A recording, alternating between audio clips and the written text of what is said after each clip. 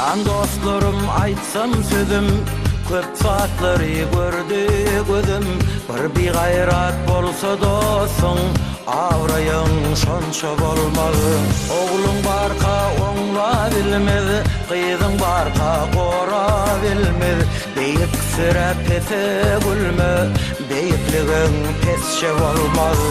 Beýikligin pesçe bolmalı. Ýaşy tarap jomart bolsaň, bir benden işin bitirseň, eden işin dile alsaň, bahasy köpükçe bolmaly. Yalan sözlep bitiren işin, ogurlukdan çöplen goşuň, haramlykdan oran puluň, sowular samança bolmaly. Sowular samança bolmaly.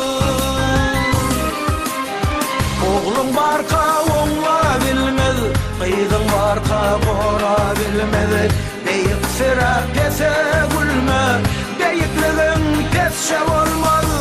Ýaşy sırap jomart bolsaň, bir benden işin bitirseň, eden işin dile alsaň, bahasy köpükçe bolmaly.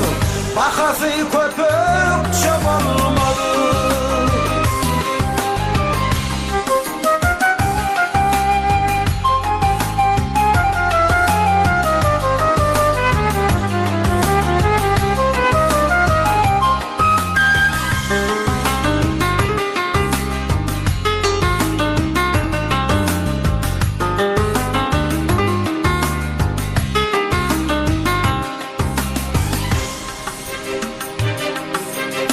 Tilki görüp kurt bolmagyn, ejiz görüp şir bolmagyn.